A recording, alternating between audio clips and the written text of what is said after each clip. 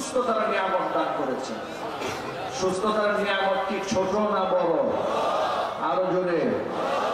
নবী মুসা কালিমুল্লাহ আল্লাহ পাকের কাছে জানতে চেয়েছিলেন যে আল্লাহ, আমি যদি রব হতাম, তুমি যদি বান্দা হতে, তো তুমি আমার কাছে কি চাইতে? মুসা কালিমুল্লাহর এই প্রশ্নের জবাবে আল্লাহ সুবহানাহু ওয়া তাআলা বলেছিলেন, আমি যদি বান্দা হতাম, তুমি যদি রব হতে, তোমার কাছে সর্বপ্রথম আমি সুস্থতার নিয়ামতকে চেয়ে নিতাম। এই নিয়ামত আল্লাহ পাক আমাদেরকে দান করেছেন। অসুস্থ হওয়ার আগে মানুষ সুস্থতার নিয়ামতের কদর করে না। সময় হারিয়ে ফেলে ব্যস্ত হওয়ার আগ পর্যন্ত অবসর সময়ের মূল্যায়ন মানুষ করে না। এই জন্য 1000 বছর আগে বিশ্বনবী মুহাম্মদ রাসূলুল্লাহ সাল্লাল্লাহু আলাইহি ওয়াসাল্লাম বলেছেন, নি'মাতানি মাগবুনুন ফীহিমা কাসীরুন মিনান নাস, আস-সিহহাতু ওয়াল ফারাগ। দুটি নিয়ামতের ব্যাপারে অধিকাংশ মানুষ গাফিল, উদাসীন। এই দুই নিয়ামতের মধ্যে অনন্য নিয়ামত হচ্ছে সুস্থতার নিয়ামত, আরেকটি নিয়ামত হচ্ছে অবসর সময়ের নিয়ামত। যত মানুষ আমরা এখানে এসেছি, আমরা কি আল্লাহর কাছে করোনা থেকে বাঁচার জন্য সাহায্য চাইতে পারি না? যদি বলেন না। আপনারা যে জনে জনে বসেছেন, কারো মুখে মাস্ক নাই, 2-1 মুখে মাস্ক আছে, আপনাদের কি ভয় হচ্ছে না? ভয় হচ্ছে? কি বলেন আপনারা? মনে হচ্ছে যে করোনায় ধরবে, করোনায় মারবে। আমি দিল খুলে আজকে এই সম্মেলন থেকে ছোট্ট একটা মেসেজ আপনাদের কাছে দিতে চাই। এই মেসেজটি আমি করোনার প্রত্যেক মাহফিল শুরু করে প্রত্যেকটা মাহফিলে ঘুরে ঘুরে মানুষকে কথা বলছি, লা আদওয়া ওয়ালা তিয়ারা ওয়ালা হামাতা ওয়ালা সাফারা ফিল ইসলাম। ইসলামে সংক্রামক ব্যাধি বলতে কোনো রোগ নাই। ইসলামে সংক্রামক ব্যাধি বলতে কি নাই? আরো জোরে বলতে হবে।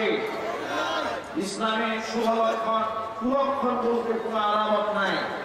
আল্লাহ পাক যদি সুস্থতা দিতে চান, তো আল্লাহ পাক সুস্থ রাখতে পারেন। আর আল্লাহ যদি অসুস্থতা করতে চান, বিশ্বের সব মাছ যদি আমার মুখের মধ্যে লাগিয়ে রাখি, এতেও আমি সুস্থ থাকতে পারবো না। এই বিশ্বাসটা কি সকলের অন্তঃকরণে আছে? কার কার এই বিশ্বাসটা আছে? আমি তো হাত দেখতে চাই। মাশাআল্লাহ, হাত নামান। আল্লাহ রাব্বুল আলামিন এই বিশ্বাসকে শুধুমাত্র জবানের স্বীকৃতি নয়, অন্তরের স্বীকৃতির সাথে আমাদেরকে আবদ্ধ করে নেওয়ার তৌফিক দান করেন। সকলে জোরে বলুন আল্লাহুম্মা আমিন।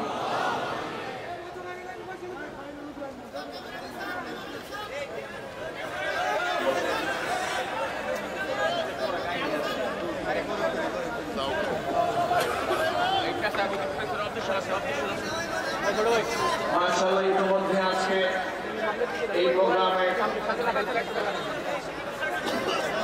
যিনি সভাপতি এবং প্রধান অতিথি, জনপ্রিয় জননেতা জনাব মোহাম্মদ ইকবাল হোসেন সবুজ এমপি আমাদের মাঝে এসে উপস্থিত হয়েছেন। আল্লাহ সুবহানাহু ওয়া তাআলার কাছে আমরা সকলেই তার নেক হায়াতের জন্য দোয়া করছি। আল্লাহ সুবহানাহু ওয়া তাআলা কোরআনের মাহফিলে যাকে সভাপতির আসন দিয়েছেন, আল্লাহ পাক যেন কোরআনের খিদমত করে করে কিয়ামতের মাঠে কোরআনের খিদমতের বদৌলতে বেহেশতেও এক দামি সিংহাসন আল্লাহ পাক তাকে দান করেন। ইসলামের পক্ষে তিনি যেন বলিষ্ঠ ভূমিকা পালন করতে পারেন, সেই তৌফিক আল্লাহ সুবহানাহু ওয়া তাআলা তাকে দান করেন। আপনারা আমার দিকে মনোনিবেশ করুন। আমি যে মেসেজটি আপনাদের সামনে দিতে চেয়েছি, এটা আমার মন করা মেসেজ নয়। হাদিস শরীফের মধ্যে এসেছে, লা আদওয়া, ইসলামের সংক্রামক ব্যাধি বলতে কোনো রোগ নাই। বিশ্বাস রাখতে হবে, আমার আল্লাহ যদি আমাকে অসুস্থতার ফয়সালা না করেন, তাহলে পৃথিবীর কোনো করোনা, পৃথিবীর কোনো ডায়াবেটিস, পৃথিবীর কোনো যক্ষ্মা, দুনিয়ার কোনো কলেরা এই পৃথিবীতে আমাকে আক্রান্ত করতে পারে না। কথা বলছি কিনা? সাহাবায়ে কেরাম প্রশ্ন করলেন, নবীজি, আমরা তো সংক্রামক ব্যাধির মতো আলামত জমিনের মধ্যে দেখতে পাই, সেটা হলো আমরা দেখেছি একটা উটের পালের মধ্যে যখন কোন একটা উটের গায়ে খাসি বস্তা দেখা যায়, ওই একটা উট থেকে সংক্রমিত হতে হতে উটের পালের সবাই অসুস্থ হয়ে যায়, সবগুলা উট দুর্বল হয়ে যায়।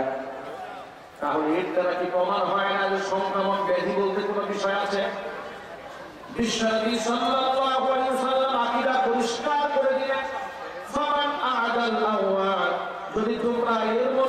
সংক্রামক ব্যাধি খুঁজে পেও, তাহলে তোমরা আমার প্রশ্নের জবাব দিয়ে বলো, প্রথম যে উটটা রোগে আক্রান্ত হয়েছে ওই উটটাকে কিসে আক্রান্ত করেছে?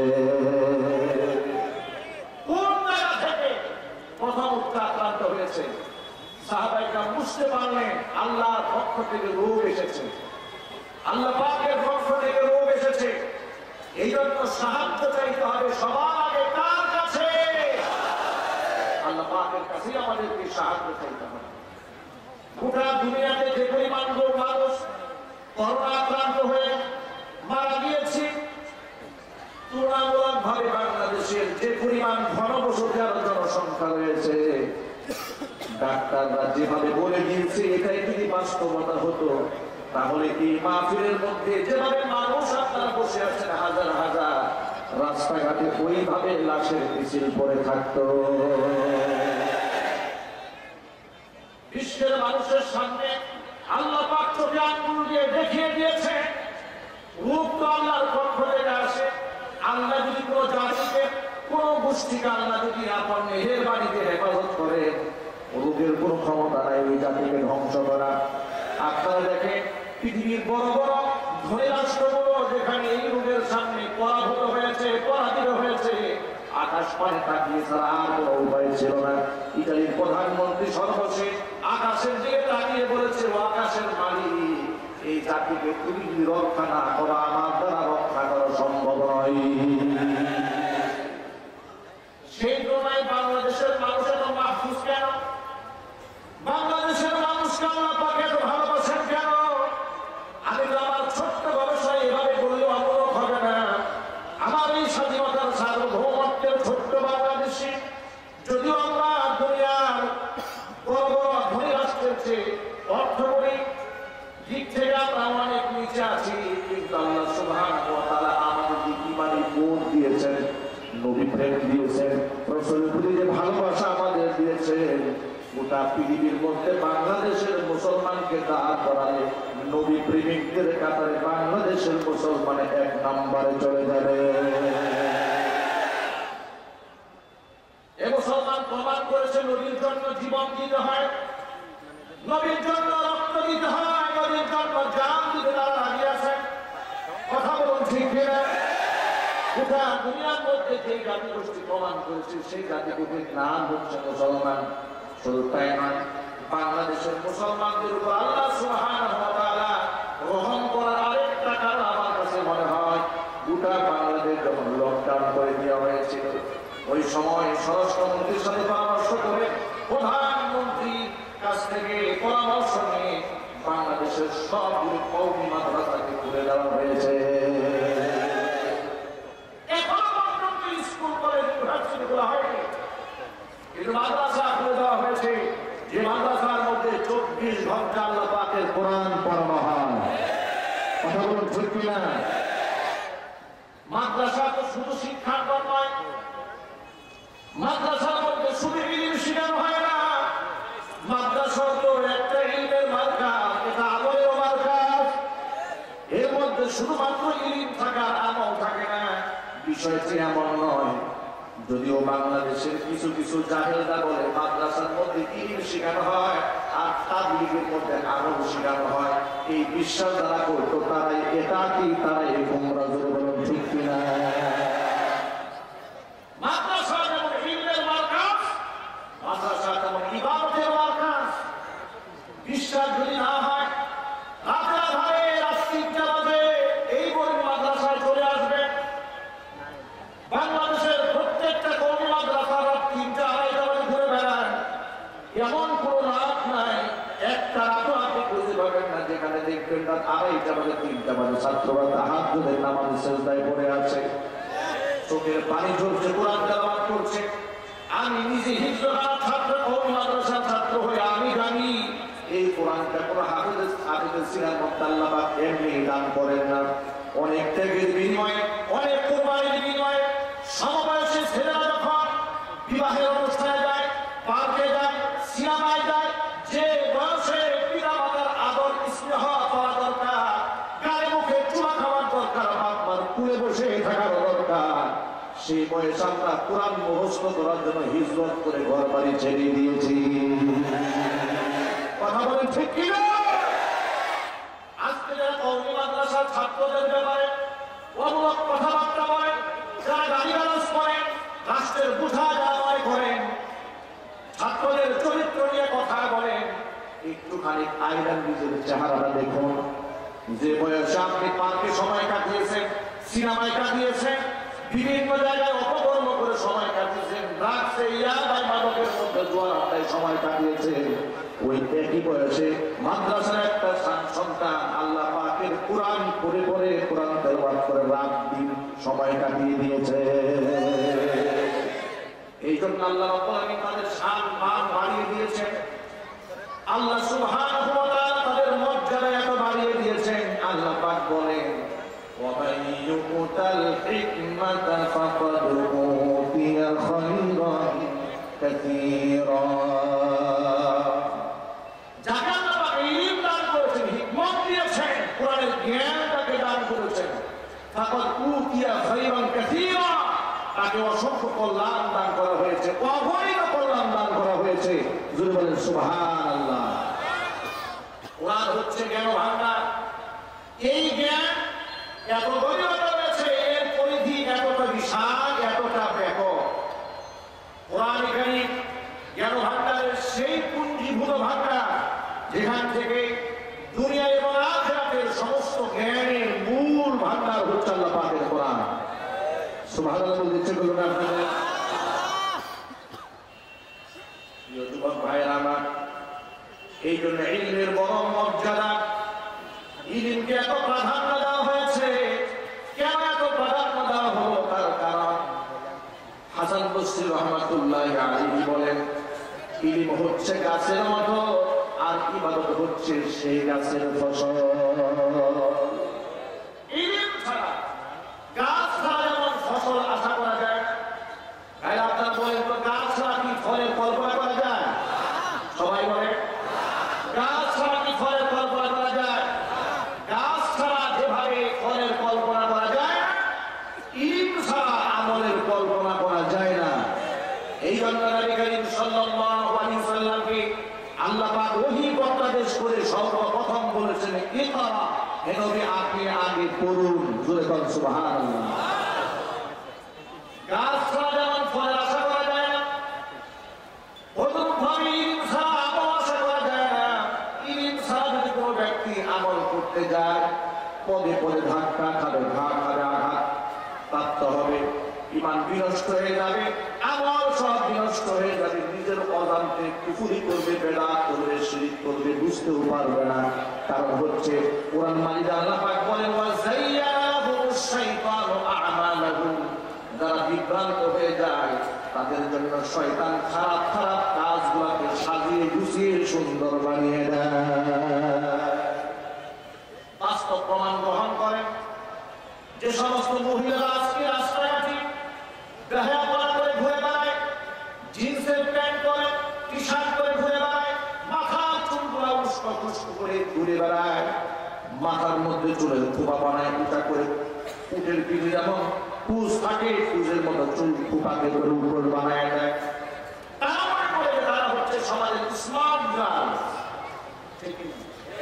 তারা মনে করে যে বুরকা পরে চলছে, এরা হচ্ছে সেকেন্ড, এরা হচ্ছে অনাধুনিক। আর আমরা হচ্ছি আধুনিক থেকে অতি আধুনিক, আমরা স্মার্ট। জামা কাপড় আজকেও প্রথম আলো পত্রিকার মধ্যে আছে, অনলাইন প্রথম আলো পত্রিকাতে একজন মেয়ে একটা রিপোর্ট করেছে। সেই মেয়েটা তার প্রতিভা তুলে ধরার চেষ্টা করছে। মেয়েটার অঙ্গভঙ্গিটা এত বিস্তৃত, ওটা দেখার মতো কোনো রুচি আমার ছিল না। পত্রিকায় তার রিপোর্ট পেলাম এবং সেখানে যে লেখা হয়েছে সেই লেখাগুলো কিছু করার চেষ্টা করলাম। অত্যন্ত প্রশংসা করে সেই মেয়ের ব্যাপারে লেখা হলো, এই মেয়ে ওয়েস্টার্ন কালচার, পশ্চিমা সংস্কৃতি লালন করে অনেক কিছু নিজের মধ্যে আনয়ন করে গায়ের মধ্যে জামা, এমন জামা যেটা না থাকলেও চলে, এমন জামা পড়েছে, বিস্তৃতভাবে কিছু অভিনয় দেখিয়েছে এবং সে নারী অনেক প্রশংসা কীর্তন করে তারা প্রমাণ করার চেষ্টা করেছে দেশ অনেক এগিয়ে যাচ্ছে। ভাইরা, এই দেখুন, একটা খারাপ কাজ, একটা বাজে কাজ। আমার মতো একজন মানুষ, একজন মুসলমান হয়ে যার দিকে চোখ পুরাতে আমার লজ্জা বোধ হয়েছে, এতটুকু স্বভাব হয়ে গেছে আমার, কিন্তু যে কাজটা করছে তার কাছে স্বভাব হচ্ছে না, তার কাছে বড় গৌরবের মনে হয়। কারণ কোরআন বলেছে শয়তান তাদের খারাপ কাজগুলোকে সাজিয়ে গুছিয়ে বেঈমান মুনাফিকদের জন্য এবং পথভ্রষ্ট মানুষের জন্য সাজিয়ে গুছিয়ে অপকর্মগুলোকে জাতির সামনে পেশ করে। তারা এটাকে গর্বের সাথে মনে করে এবং পর্দানিশীল মা বোনদেরকে সেখানে এক দিয়ে মধ্যযুগীয় বর্বর ইত্যাদি শব্দে তাদেরকে আখ্যায়িত করে। কথা বলো ঠিক কিনা? প্রিয় ভাইরা, আমি বলতে চাই যে শয়তানকে তাদের জন্য এই অপকর্ম সাজিয়ে গুছিয়ে দিল, এটা তাদের কাছে বড় সুন্দর মনে হয়, প্রশংসনীয় মনে হয়। কিন্তু আপনারা বলুন, এর দ্বারা কি সমাজ এগিয়ে যাচ্ছে? জবাব আমি সবার কাছ থেকে শুনতে চাই। আমি জিজ্ঞেস করি না আওয়ামী লীগকে ভোট দিবেন কারা আর বিএনপিকে ভোট দিবেন কারা। আমি প্রশ্ন করেছি, ইমানি প্রশ্ন। আপনারা বলুন, এভাবে দেহ খোলামেলা করে রাস্তায় চলে নারীরা কি দেশ এবং জাতিকে এগিয়ে নিয়ে যাচ্ছে? দেহের জামা কাপড় যত বেশি খুলে নাস্তিকমনা এবং মুক্তবাদের কাছে তার তত দাম বেড়ে যায়। আমি বলতে চাই, দেহের কাপড় চুপড় বেশি বেশি খোলার নাম যদি আধুনিকতা হয়, জামা কাপড় যত বেশি খুলবে তত বেশি যদি আধুনিক হয়, তাহলে আমি বলতে চাই এই পৃথিবীতে কুকুর হচ্ছে সবচেয়ে সভ্য এবং আধুনিক প্রাণী। কথা বলুন। রাস্তাঘাটে পার্কে ওপেন কিংবা ফ্রি সেক্সের মতো আচরণ করা। কয়েকদিন আগে মাদারীপুর যাওয়ার পরে যখন ফেরি পার হচ্ছি, ফেরির ছাদে মাগরিবের নামাজ পড়তে উঠলাম। মাগরিবের নামাজ শেষ করে বেঞ্চে বসে আছি, এমন সময় এক জোড়া ছেলে, একটা ছেলে এক মেয়ে আমাদের সামনে, আমরা বসে আছি, এতগুলো দাড়ি চুলওয়ালা মানুষ আমাদের সামনে গা ঠাসাঠাসি করে জোরাজুরি করে আমাদের সামনে দাঁড়িয়ে আছে এবং আমাদেরকে দেখে ছেলেটা না দেখার ভান করে আমাদের দিকে পিচ করে কতক্ষণ দাঁড়িয়ে থেকে মেয়ে একটু ধাক্কা দিল, বুঝিয়ে দিল পিছনে হুজুর আছে, কাজটা ঠিক হচ্ছে না, আস্তে করে নেমে গেল। কিন্তু প্রশ্ন হচ্ছে, এই কালচারটা ঢাকা শহরের পার্কের দিকে তাকায়, সিনেমার দিকে তাকায়, এমনকি অক্সফোর্ড খেলা ঢাকা বিশ্ববিদ্যালয়ের চত্বরে এই আচরণটা, এই কালচারটা বর্তমান দিন দিন বেড়েই চলছে।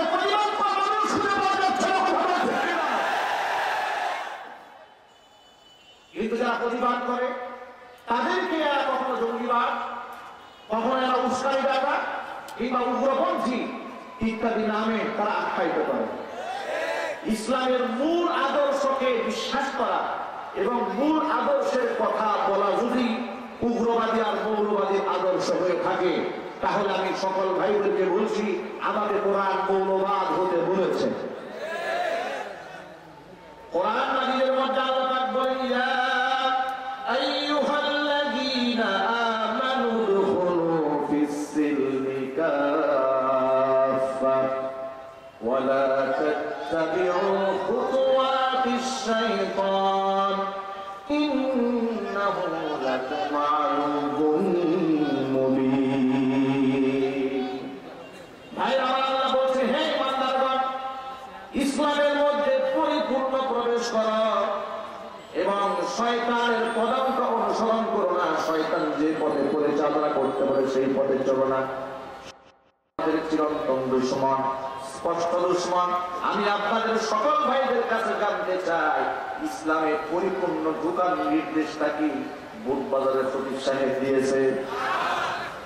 আর যারা জবাব দেন নাই তাদের সন্দেহ আছে। ইসলামের পরিপূর্ণ প্রবেশ করার হুকুমটা কে দিয়েছে? শুধু তাই নয়, এবার আরেকটা আয়াত শুনেন, যদি আপনি পরিপূর্ণ প্রবেশ না করেন তো কি হবে? আল্লাহ পাক বলেন, আফাতুমিনুনা বিবাদিল কিতাবি ওয়া তাকফুরুনা বিবাদ ফামা জাযাউ মান ইয়াফআলু যালিকা মিনকুম ইল্লা খিzyun ফিল হায়াতিদ দুনিয়া ওয়া ইয়াওমাল কিয়ামাতি ইলা আশাদ্দিল আযাব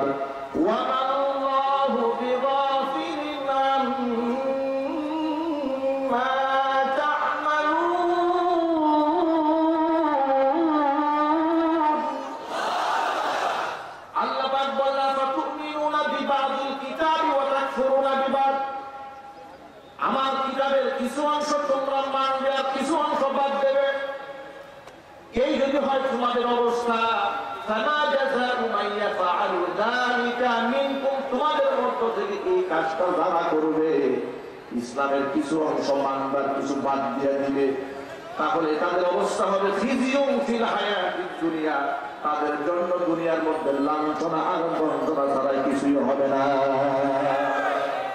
কিয়ামতের মাঠে কঠিন আযাবের সম্মুখীন হতে হবে। এই জন্য সকল ভাইদেরকে বলি, পরিপূর্ণ ইসলামের মধ্যে দাখিল হওয়ার নির্দেশটা তো আমার নয়, এখানে স্টেজে উলামায়ে কেরাম আছেন, তাদের কারো নির্দেশ নয়, নির্দেশটা কার?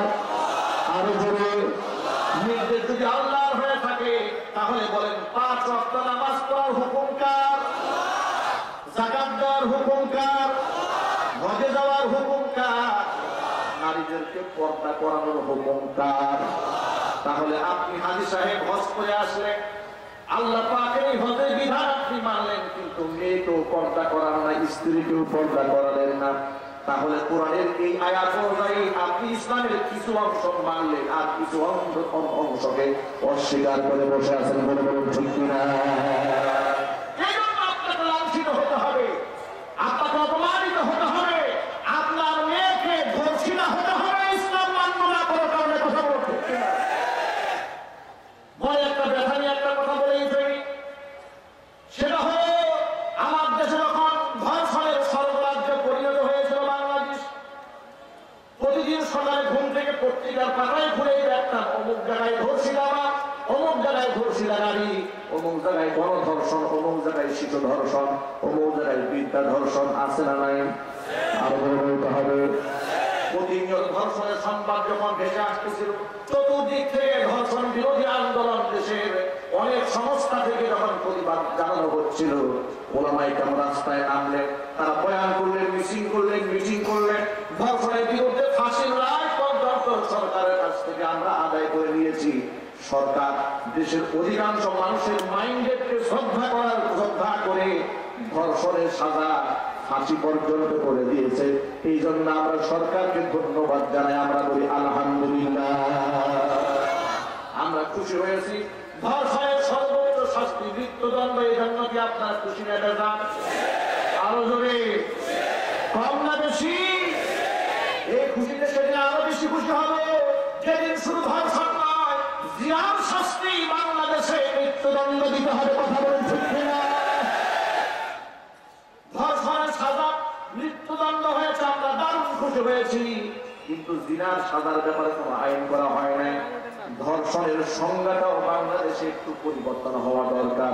বলা হয়েছে ইচ্ছা করে কোন নারী আর পুরুষ যদি কোনো অপকর্ম করে তাহলে ধর্ষণ বলা যাবে না, এটাকে শুধুমাত্র অনৈতিক কাজ বলতে হবে। জোরে জোরে বলেন নাউজুবিল্লাহ। জিনার বিষয় থেকে আমাদেরকে বেঁচে থাকতে হবে। তা না হলে দেখে ওয়াজ মাহফিলে আমরা আমার মা বোনদের অধিকারের কথা বলি, ওয়াজ মাহফিলে আমরা পিতাদের অধিকারের কথা বলি, ওয়াজ মাহফিলে আমরা আমাদের সন্তানদের অধিকারের কথা বলি, ওয়াজ মাহফিলে আমরা মাদকের বিরুদ্ধে কথা বলি, ওয়াজ মাহফিলে আমরা সুদের বিরুদ্ধে কথা বলি, ওয়াজ মাহফিলে আমরা জঙ্গিবাদের বিরুদ্ধে কথা বলি। কথা বলেন ঠিক কিনা? আপনারা বলেন তো, বাংলাদেশে জঙ্গিবাদের বিরুদ্ধে আলেমদের চেয়ে বজ্র কণ্ঠে কেউ প্রতিবাদ জানিয়েছে? আমি এভাবে শুনতে চাই না জবাব। আমি যদি প্রতিদিন চিৎকার চেঁচামেচি করে 6 ঘন্টা চিৎকার করতে পারি, তা আপনাদেরকে একটা প্রশ্ন করলে কি ইমানদারের মতো জবাব দেওয়া যাবে না? তাহলে কি ইমানদারের মতো জবাব দিয়ে বলেন না, আপনারা তো মাহফিল শোনেন, জঙ্গিবাদের বিরুদ্ধে, মাদকের বিরুদ্ধে, সন্ত্রাসের বিরুদ্ধে, ধর্ষণের বিরুদ্ধে ওলামায়ে কেরাম যেমন বলিষ্ঠ ভূমিকা পালন করে, বাংলাদেশের কোন জাতি গোষ্ঠী এভাবে কি প্রতিবাদ করে? কপালপুরা জাতি এরপরেও তারা আলেমদেরকে ধর্ষণের জন্য দায়ী করে। ঢাকা বিশ্ববিদ্যালয়ের সামনে ওরা মানববন্ধন করেছে, ধর্ষণের জন্য ওয়াজ মাহফিলকে দায়ী করা হয়েছে। আপনারা বলেন, এখানে আমার গ্রামে গ্রামে এলাকার যোগ্য স্থানীয় ব্যক্তিরা বসে আছেন, আপনারা সাক্ষী দিয়ে বলেন, হুজুরদের ওয়াজ শুনে মানুষ ধর্ষক হয়? আরো জোরে, হুজুরদের বয়ান শুনে কোন ব্যক্তি সন্ত্রাসী হয়, কোন ব্যক্তি গুন্ডা হয়, কোন ব্যক্তি মাস্টার হয়? তাহলে যারা বলেছে যে কোরআনের মাহফিল থেকে প্রেসক্রিপশন নিয়ে মানুষ ধর্ষণ করছে, ধর্ষণ বেড়ে গিয়েছে,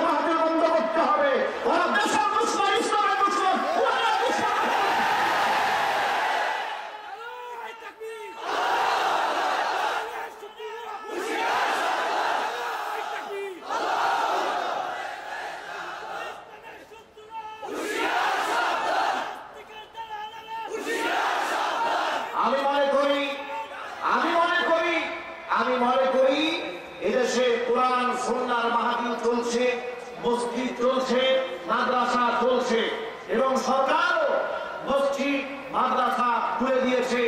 বিশেষ করে কওমি মাদ্রাসার হিফজখানাকে শুরু থেকেই সরকার আপন তত্ত্বাবধানে খুলে দিয়েছে। এই জন্য সরকারকে আমরা সাধুবাদ জানাই, কোরআনের কথাগুলো ওপেন প্রচার করা, প্রসার করা, শিক্ষা গ্রহণ করা থেকে মানুষ যেন বঞ্চিত না হয় তার ব্যবস্থা করে দিয়েছেন। আলহামদুলিল্লাহ বলেন। সরকারের ভালো কাজের জন্য দোয়া করতে হবে, যাতে করে সরকার আরো ইসলামের পক্ষে কাজ করতে পারে। আপনারা জানেন বিগত অনেক সময় হচ্ছে সরকার অনেক বেশি আলেম ভেসা। কথা বলেন আপনারা আরো জোরে। কওমি মাদ্রাসার সনদ যখন দেওয়া হয়েছিল, বাংলাদেশের সমস্ত বামপন্থীরা বিরোধিতা করেছিল, ভুলে গেছেন আপনারা। কিন্তু প্রধানমন্ত্রী যখন উদ্যোগ নিয়েই ফেলেছিলেন, তখন তার বিরুদ্ধে কথা বলার হিম্মত তাদের ছিল না। এই সনদের কারণে আলেমদের সাথে সরকারের একটা সুসম্পর্ক গড়ে ওঠে। আর তখন থেকেই ষড়যন্ত্রকারী মহল আলেমদের থেকে সরকারকে দূরে ঠেলে দেওয়ার জন্য সুকৌশলে তারা পাইতারা চালিয়ে যাচ্ছিল। এখন তারা সরকারকে আলেমদের মুখোমুখি দাঁড় করাবার জন্য ইসলামের মতো একটা তাওহীদ কোরআন সুন্নাহর একটি বিশ্বাসগত বিষয়কে সরকারের সামনে ভুল মেসেজ দিয়ে জাতিকে আলেমদের থেকে, সরকারকে আলেম থেকে দূরে সরে দেওয়ার ষড়যন্ত্র চালাচ্ছে। আমরা সরকারের শত্রু নই, বরং এই সরকার সহ দেশের সমস্ত দায়িত্বশীলদের আমরা পরম বন্ধু। দেশ সুন্দরভাবে পরিচালিত হোক, এটা কি আমরা চাই না? আরো জন্য বলতে হবে, চাই না?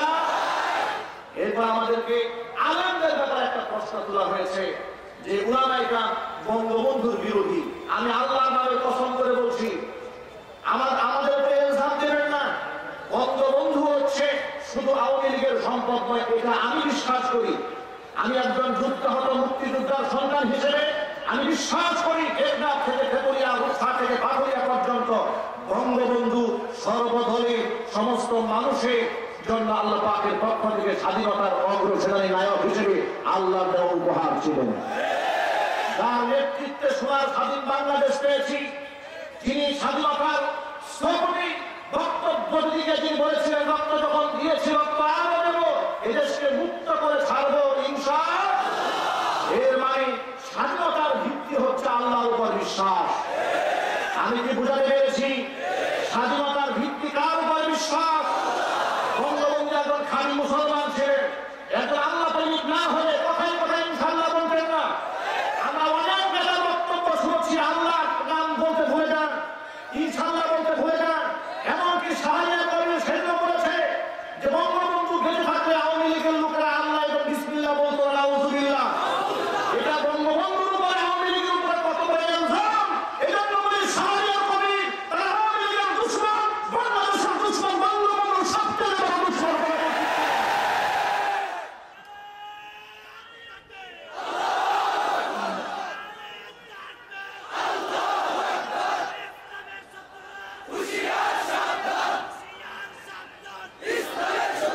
আমি মনে করি স্বাধীনতার স্থপতি প্রেসিডেন্ট মরহুম শেখ মুজিবুর রহমান বাংলাদেশের সমস্ত মানুষের সম্পদ। কথা বলতে হবে, নাকি শুধুমাত্র আওয়ামী লীগের সম্পত্তি নেই? না, যার নেতৃত্বে দেশ স্বাধীন হয়েছে তিনি সকলের সম্পদ। তার জন্য আমরা মাহফিল থেকে দোয়া করি, আল্লাহ পাক তার মানবীয় ত্রুটি বিচ্ছুতি ক্ষমা করে জান্নাতুল ফেরদাউস দান করেন। কিন্তু আজকে সুকৌশলে সেই বঙ্গবন্ধুকে আমাদের থেকে ছিনিয়ে নেওয়ার চেষ্টা চালানো হচ্ছে। আমরা বলি মায়ের চেয়ে মাসির দরদ দেখাবেন না। আমরা বঙ্গবন্ধুকে ভালোবাসি, সে দেশের জন্য শ্রম দিয়েছে, কষ্ট করেছে, তিনি মুসলমান ছিলেন। আমরা চাই তার জন্য এমন কাজ করতে যাতে করে তিনি কবরে শুয়ে শুয়ে সওয়াব পান। এমন কাজ করতে চাই না যে তার কবরে আগুন জ্বলো। কথা বলে ঠিক কিনা?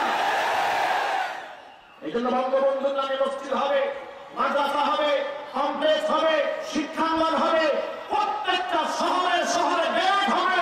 কিন্তু আল্লাহর কসম, শিরকের উপকরণ তৈরি হবে, অন্তর্পক্ষে মুসলমান পরিবার থেকে মানতে পারবে না। এই জন্য আমি সকল ভাইদের উদাত্ত আহ্বান জানাচ্ছি যে আমাদের সকলকে মনে রাখতে হবে, আমরা ইসলামকে ভালোবাসি, আল্লাহকে ভালোবাসি, এই দেশকে আমরা ভালোবাসি। আমরা যেমন দেশের জন্য রক্ত দিয়েছি, আমরা ধর্মের জন্য রক্ত দিতে জানি। ইসলামের জন্য, এই দেশের জন্য যদি আবার কোন শকুনের খাবার বাংলার মাটিতে পড়ে, মুক্তিযুদ্ধের প্রথম মঞ্চে প্রথম সারিতে জীবন বাজি রেখে লড়াই করতে প্রস্তুত দেখতে চায়।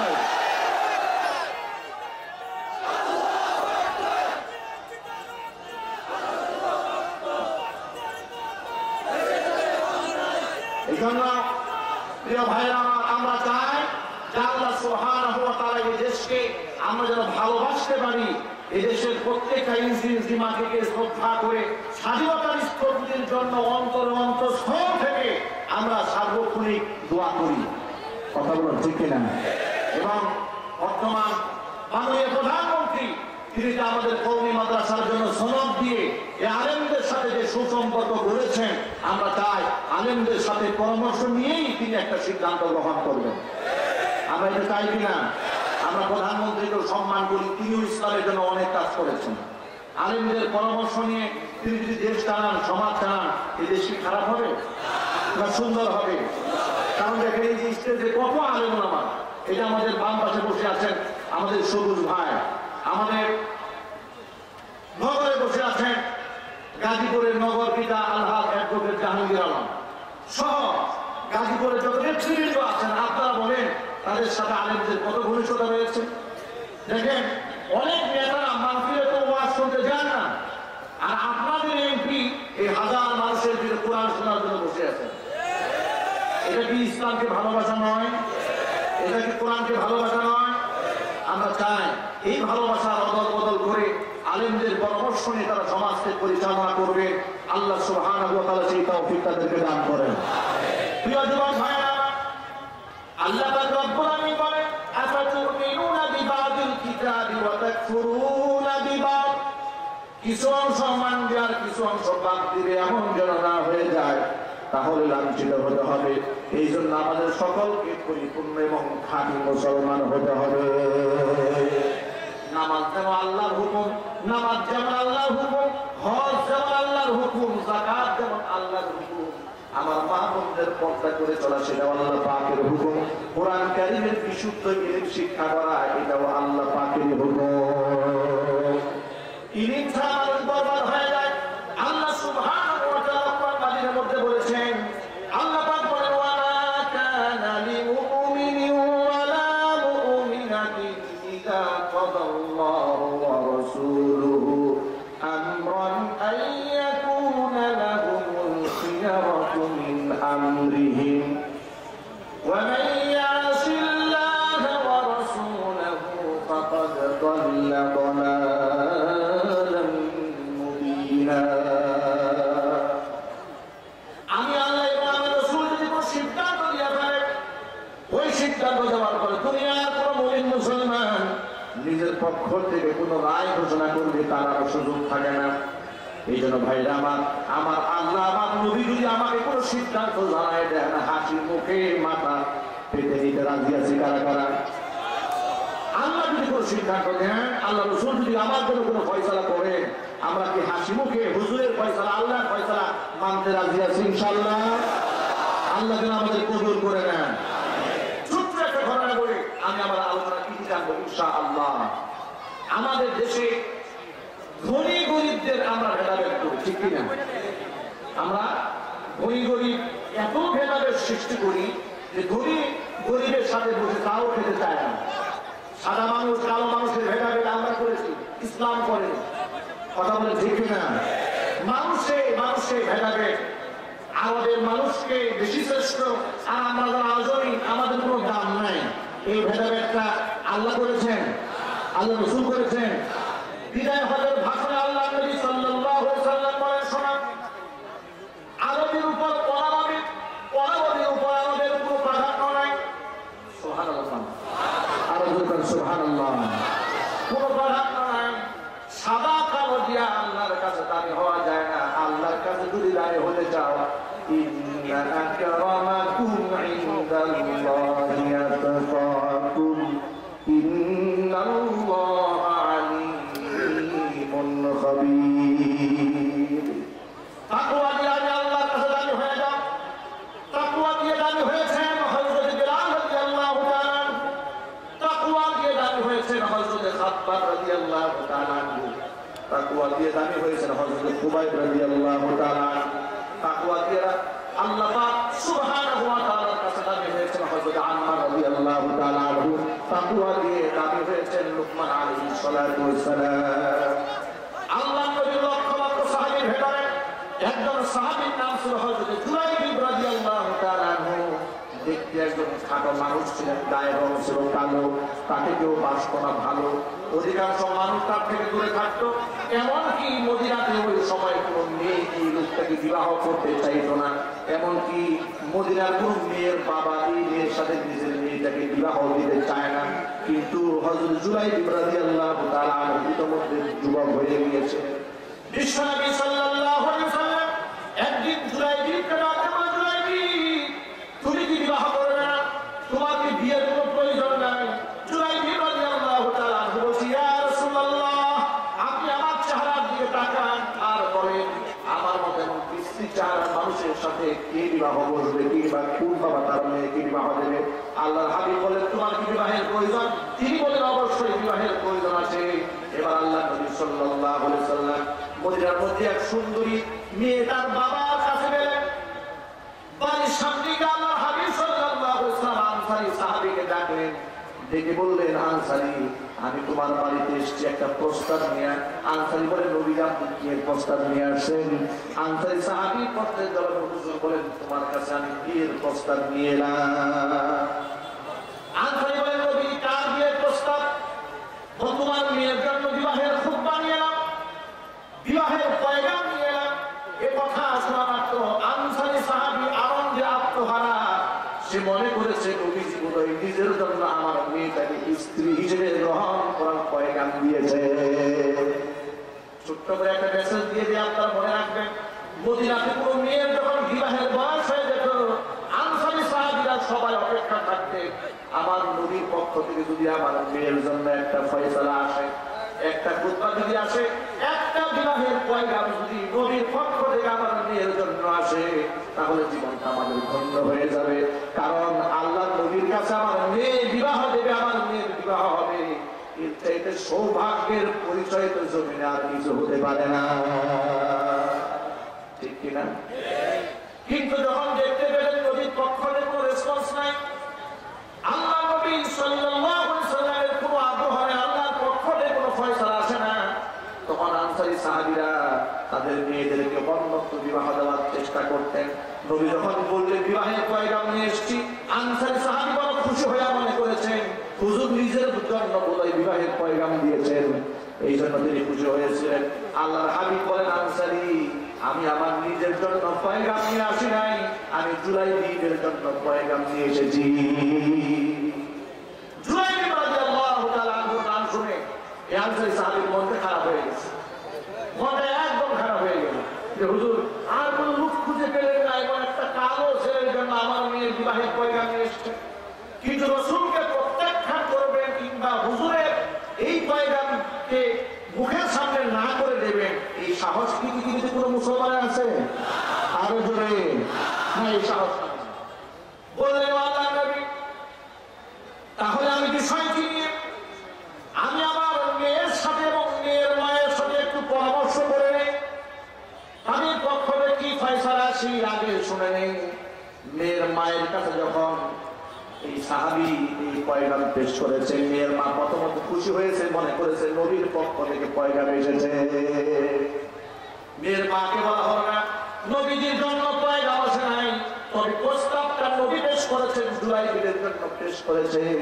জুলাইবের নাম শুনে মেয়ের মায়ের মাথা খারাপ হয়ে গেছে, না হবে না, প্রশ্ন আছে এমন একটা ছেলের কাছে আমরা এই সুন্দরী মেয়েটা বিবাহ হবে? আপনি রাসূলকে বিবাহের সাথে বুঝাইয়া বলবেন যে আমার মেয়ে এই বিবাহের সম্মত নয়, আপনি বুঝাই দিয়ে আসবেন। এই স্বামী স্ত্রীর মধ্যে কথোপকথন হচ্ছে, এই ফাঁকে দরজার আড়াল থেকে মেয়েটা কথা শুনে ফেলেছে যে আমার বিবাহের পয়গাম হচ্ছে, রাসূল পয়গামটা দিয়েছে, কার সামনে দিচ্ছেন এটা তিনি শুনতে পান না। মেয়ে ঘর থেকে বের হয়ে আসলে মাকে ডাক দিয়ে বলে, মা আম্মা জান আব্বা জান, আমি অস্ফুট আওয়াজে শুনতে পেলাম আমার বিবাহ নিয়ে তোমরা কোনো এক ব্যক্তির সাথে আলাপ হয়েছে, তোমরা বলছো নবী বিবাহের পয়গাম পাঠিয়েছে, কার সাথে বিবাহের পয়গাম? বাবা মেয়ের কাছে বলতে নারাজ, বলতে চান না, মেয়ে মনে কষ্ট পাবে এটা মনে করে বারবার মেয়ে পিড়াপিড়ি করে বলছেন, আপনি বলেন কার সাথে নবী বিয়ের পয়গাম দিয়েছে? বলেন জুলাইবিব নামক যে সাহাবী রয়েছে মদিনার মধ্যে সবথেকে কালো সাহাবী, তার সাথে বিয়ের প্রস্তাব। এই কথা শোনা মাত্র বাবা মনে করেছে মেয়ে বোধহয় গুসা করে এই মতটাকে, এই খুতবাটাকে প্রত্যাখ্যান করবে। কিন্তু আশ্চর্যের ব্যাপার, মেয়ে বলছে আব্বাজান আম্মাজান আমি মোটেও নারাজ নই, আমি তো হাসি মুখে আল্লাহর নবী আমার জন্য যে পাত্র সিলেক্ট করেছে, নবী হচ্ছে রহমতের নবী, মায়ার নবী, এই আসমানে নিজে জমিনের উপরে আমার নবী চেয়ে ইনসাফের নবী আর নাই, ইনসাফের মানুষ আর নাই। আমার নবী আমার জন্য যে পাত্র খুঁজেছেন, সিলেক্ট করেছেন, নিঃসন্দেহে তার মধ্যে কল্যাণ আছে। নবীর সিদ্ধান্ত আমি হাসি মুখে। এরপর তিনি কোরআন মাজিদের সূরা আহজাবে 36 নম্বর আয়াতটা তেলাওয়াত করে বাপ্পাকে শোনায় দিলেন, ওয়া মা কানা লিমুমিনিন ওয়া লা মুমিনাতিন ইযা কাদাল্লাহু ওয়া রাসূলুহু আমরান আন ইয়াকুনা লাহুমুল খিয়ারাতু মিন আমরিহিম ওয়া মান ইয়াসিল্লাহ ওয়া রাসূলুহু ফাকাদ দাল্লা দালালান মুবিনা। মেয়ে শোনাই দিন আল্লাহ তো কোরআন শরীফে বলে দিয়েছেন, তোমাদের কি মনে নাই আল্লাহ এবং তার রাসূল যদি কোনো সিদ্ধান্ত দিয়ে ফেলেন, মানুষ তার নিজের পক্ষে কোনো রায় দিতে পারে না। যেখানে নবী রায় দিয়ে ফেলেছেন, নবীজি যেখানে আমার জন্য পাত্র সিলেকশন করেছেন, নিঃসন্দেহে তার মধ্যে বরকত রয়েছে। নবীজির কাছে বিবাহের পয়গামের ব্যাপারে আমার রাজির কথাটা জানায় দেন, জোরে জোরে বলেন সুবহানাল্লাহ। আল্লাহ নবী উভয় বিবাহ বন্ধনে আবদ্ধ করে দিলেন। এমন দোয়া করলেন আল্লাহ নবী সাল্লাল্লাহু আলাইহি ওয়াসাল্লাম, রহমতে বরকত আল্লাহ পাক তাদের ঘরটাকে আলোকিত বানাই দিয়ে পরবর্তীতে এই জুলাইবিব রাদিয়াল্লাহু তাআলা আনহু জিহাদের ময়দানে যখন শহীদ হয়েছিলেন, হাদিসের কিতাবের মধ্যে এসেছে এই মেয়েটা এত বেশি সম্পদের অধিকারী হয়েছিলেন যে তার সম্পদ এত বেশি বিলীন করেছেন, কোন মহিলা সাহাবী এত সম্পদ অন্যদের মাঝে বিলি করতে পারে নাই। আল্লাহ পাক তাকে শান দিয়েছিলেন, মান দিয়েছিলেন, ইজ্জত দিয়েছিলেন, সম্মান দিয়েছিলেন। এই সম্মানটা কি টাকা পয়সার বিনিময়ে পেয়েছিলেন? না। জুলাইবিব রাদিয়াল্লাহু তাআলা আনহু এখন কালো মানুষ হওয়ার পরে নবীজির কাছে শ্রেষ্ঠ পাত্রে পরিণত হয়েছিলেন। আপনারা এটাও জানেন হযরত আলী কাররামাল্লাহু ওয়াজহা আল্লাহর হাবিবের মেয়ের জামাই, ঠিক কি না? এখন আপনারা বলেন নবী করিম সাল্লাল্লাহু আলাইহি ওয়াসাল্লাম যখন কলিজার টুকরা ফাতিমা তুজ-জাহরা, যার ব্যাপারে হুজুর বলেছেন ফাতিমা তু বিবাতুন মিন্নি, ফাতিমা হচ্ছে আমার দেহের গোশতের একটা টুকরা, কোন ব্যক্তি যদি ফাতিমাকে কষ্ট দেয় সেই ব্যক্তি আমাকে কষ্ট দেয়। সেই ফাতিমা কলিজার টুকরাকে আলীর হাতে যখন উঠায় দেন, তখন আলী মহারণা দেওয়ার মতো টাকা ছিল না। সুবহানাল্লাহ বলতে করলো না। যেখানে মদিনা বড় বড় ধনীরা হযরত আলী কাররামাল্লাহু ওয়াজহাকে বিবাহের প্রস্তাব দিয়েছিলেন, কিন্তু নবী করিম সাল্লাল্লাহু আলাইহি ওয়াসাল্লাম ধনীদের কাছে দেন নাই, দিয়েছেন আলীর কাছে, তার সম্পদ ছিল না, কিন্তু তাকওয়া, পরহেজগারিতা এবং দ্বীনের পথে অবিচলতা, অটলতা দেখে আল্লাহ নবী সাল্লাল্লাহু আলাইহি ওয়াসাল্লাম তার মেয়ের জন্য হযরত আলীকে সিলেক্ট করেছিলেন। এইজন্য আমরাও বলতে চাই, যাদেরকে আল্লাহ সুবহানাহু ওয়া তাআলা ধন দিয়েছেন, সম্পদ দিয়েছেন, সৌন্দর্যতা দিয়েছেন, তা আল্লাহ পাকের দরবারে শুকরগুজার করতে হবে। এগুলো নিয়ে কি অহংকার করা যাবে? জোরে বলেন। ক্ষমতা নিয়ে অহংকার করা যাবে? টাকা নিয়ে করা যাবে? ইলম নিয়ে করা যাবে? বুদ্ধি নিয়ে করা যাবে? কোনো কিছু নিয়ে অহংকার করা যাবে না, কারণ অহংকারের মালিক কে? আর যদি বলেন ওয়ালাহুল কিবরিয়া ওয়া মা ফিস সামাওয়াতি ওয়াল আরদ, আসমান জমিনের সমস্ত অহংকারের মালিক একমাত্র আল্লাহ সুবহানাহু ওয়া তাআলা।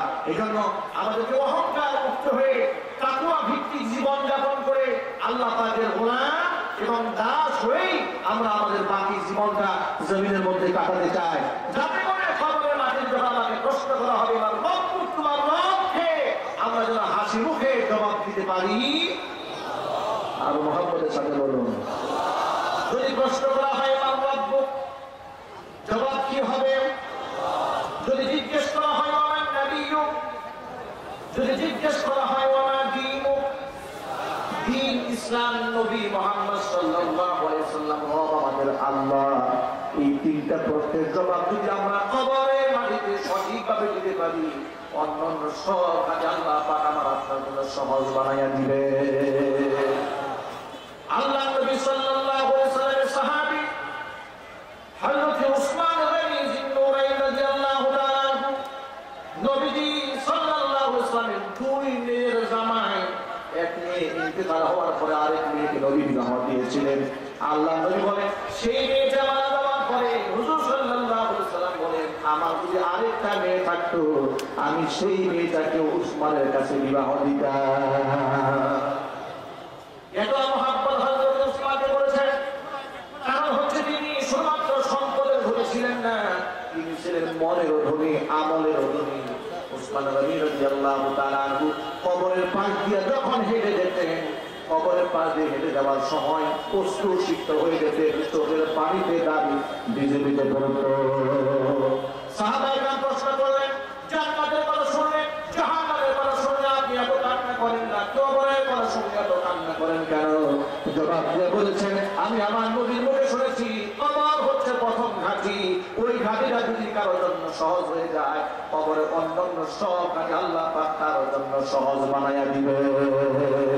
আল্লাহর কাছে আমরা দোয়া করি, রব্বুল আলামিন, আমল দিয়ে নাজাত পাবো না, আমল দিয়ে জান্নাত অর্জন করা সম্ভব হবে না। আল্লাহুম্মা হাসিবনি হিসাবান ইয়াসীরা, আল্লাহ তুমি আমাদের হিসাবটা আমাদের জন্য সহজ বানায় দাও।